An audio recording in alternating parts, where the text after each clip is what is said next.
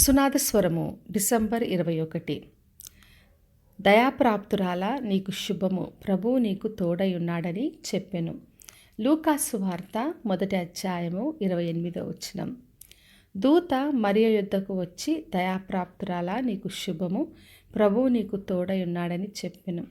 ఆ మాటలకు ఆమె బహుగా తొందరపడింది. ఈ శుభవచనం ఏంటో ఆలోచిస్తుండగా దూత, భయపడకము, దేవుని వల్ల నీవు కృప పొందితివి, నీవు కుమారునికని ఆయనకి యేసు అని పేరు పెట్టుదు అని చెప్పాను. అప్పుడు మరియా అంది, ఇది ఎలా సాధ్యము, నేను పురుషుని ఎరగని దాన్ని అన్నది. చాలాసార్లు దేవుడు మనల్ని దర్శించినప్పుడు ఎన్నో భయాలు, ఎన్నో కలవరాలు కలుగుతాయి. అందుకే భయపడొద్దు, ప్రభు నీకు తోడుగా ఉన్నాడు, నీవు దయాప్రాప్తురాలు, నీకు శుభమని దూత పలికింది. పరిశుద్ధాత్మ నీ మీదికి వచ్చును, సర్వోన్నతుని శక్తి నిన్ను కమ్ముకొను గనక పుట్టబో శిశువు పరిశుద్ధుడై దేవుని కుమారుడు అనబడునని చెప్పాను. మరి ఎలా జరుగుతుందో ప్రభు ఇక్కడ జవాబిస్తున్నాడు. అది పరిశుద్ధాత్ముని కార్యం. పరిశుద్ధాత్ముడు నీ మీదికి వచ్చినప్పుడు, సర్వోన్నతుని శక్తి నిన్ను కమ్ముకొన్నప్పుడే పుట్టబో శిశువు పరిశుద్ధుడై ఉంటాడు, దేవుని కుమారుడు అనబడతాడు. మరి దేవుడు మనకు ఒక పని అప్పగించినప్పుడు అది మన వలన జరగదు, అది పరిశుద్ధాత్ముని కార్యమే. ఆయనే మనకు సహాయం చేస్తాడు. అందుకే జకర్యా గ్రంథము 4వ అధ్యాయం 6వ వచనంలో రాయబడింది, శక్తి చేతనైనను బలము చేతనను కాక నా ఆత్మ చేతన ఇది జరుగును అని. దేవుడు మనకు అప్పగించిన ఏ పని అయినా మన శక్తి చేత, మన బలము చేత మనం నెరవేర్చలేము. అది పరిశుద్ధాత్ముని కార్యమే. ఆయన ఆత్మ ద్వారానే సమస్తం మనం చేయగలుగుతాం.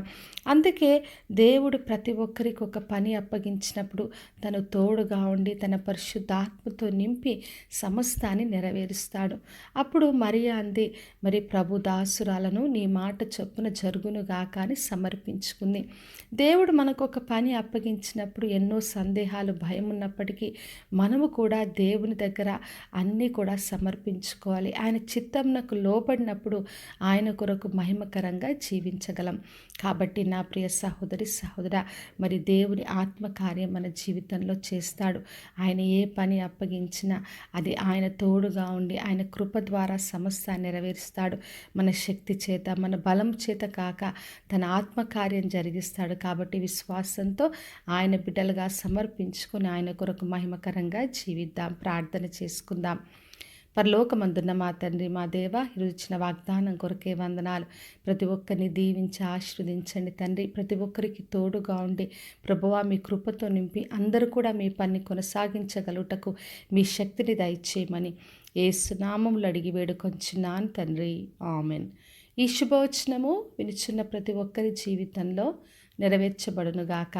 నేను మీ ప్రియ సహోదరి మంజులాచరణ్.